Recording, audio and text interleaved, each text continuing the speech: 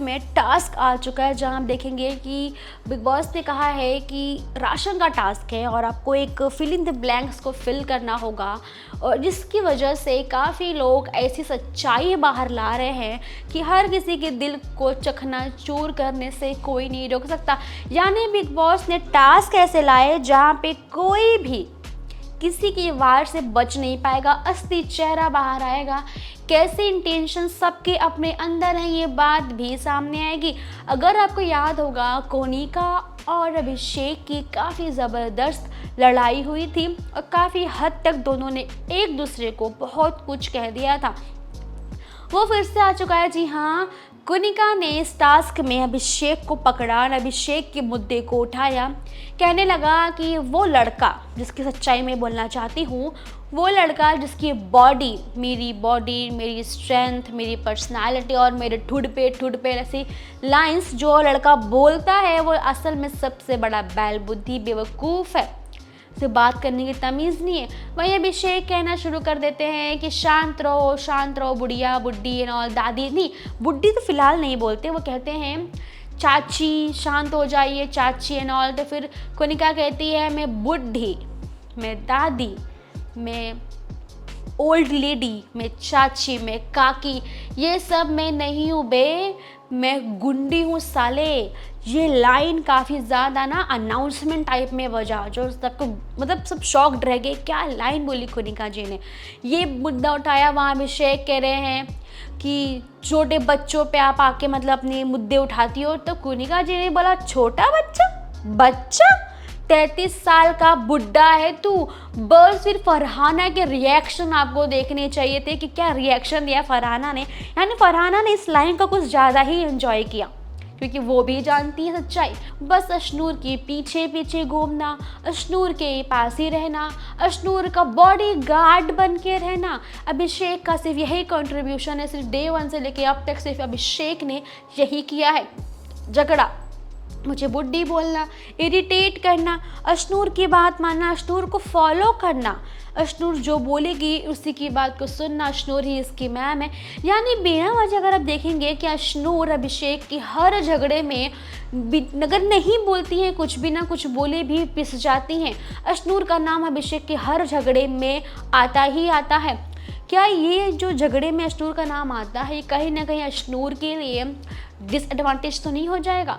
कहीं उसके लिए कोई गड़बड़ तो नहीं हो जाएगी? वरना ऐसे मुद्दों में बार बार अशनूर का नाम आना, जहाँ अशनूर एग्जिस्ट भी नहीं करती, कुछ झगड़े में कुछ कहा नहीं है, कुछ बोला नहीं है, कुछ नहीं कर रही है, स्टिल उसके नाम हर झगड़े में आता है, जस्ट बिकॉज वो अभिषेक के साथ ज़्यादा से ज़्यादा टाइम स्पेंड करती है और अब तक भी किया है और आज भी कर रही है। और कहीं ना कहीं अशनूर अभिषेक के लिए स्टैंड लेती नज़र आती हैं, जिस वजह से लोग और ज़्यादा पोक करते हैं कि अशनूर के कहने पे अभिषेक बोलते, यानी उनको लगता है कि अभिषेक बैल बुद्धि है।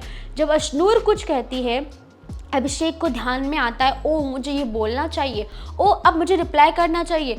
तो अशनूर कुछ कहती हैं तो अभिषेक करते हैं। ऐसा कोनिका का या फरहाना का, तान्या का, सबका यही कहना है कि जब जब अशनूर कुछ कहती है वह तभी ही अभिषेक आके बोलते हैं, वरना वो बैल बुद्धि उन्हें बोलने कहने को जाता नहीं है।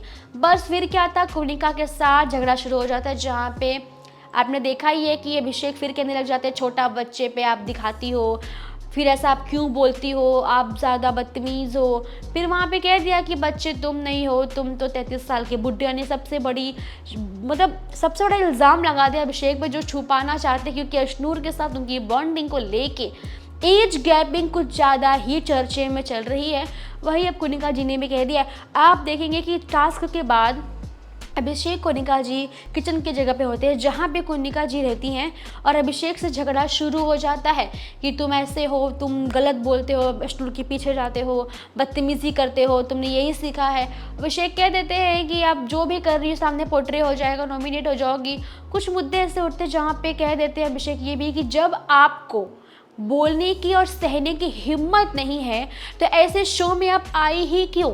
और एक तरह से ये बात भी सही है कि जिस तरह से उनकी एज है, उसके बाद जो जैसे ऑरा बिग बॉस के घर में बन जाता है, जब लोग अपना आपा खोना शुरू करते हैं तो ऐसी गलत शब्द सुनने मिलते ही हैं। और कुनिका जी को जब इन चीज़ों से इफ़ेक्ट होती हैं तब ऐसा लगता है कि ज़्यादा बोल गए, लोगों को सोचना पड़ता है क्योंकि वो उनसे बड़ी होती हैं, जिस वजह से मृदुल भी काफ़ी रिस्पेक्ट दिखाई देता है करते हुए। मृदुल बहुत रिस्पेक्ट करते हैं उनके।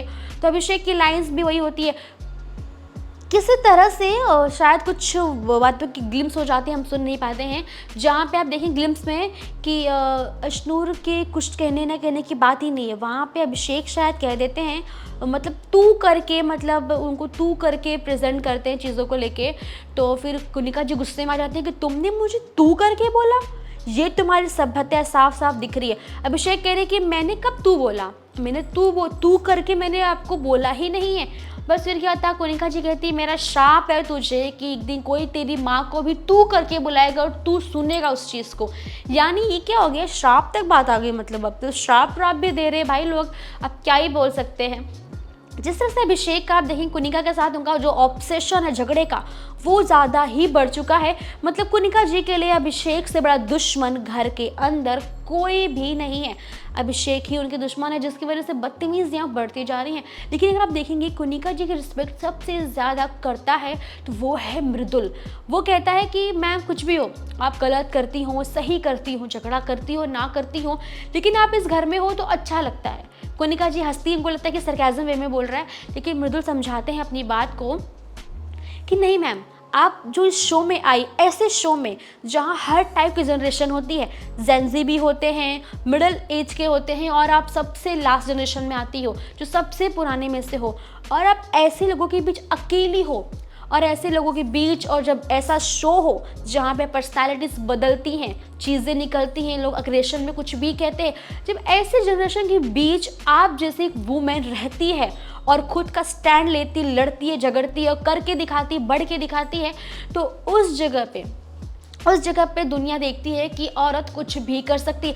यानी कुनिका मैम आप सबके लिए इंस्पिरेशन हो, जो अभी औरतें आपको देखती हैं आपके एज की, वो इस चीज़ को समझ पाएंगी कैसे ऐसे जनरेशन के साथ डील कैसे करना है।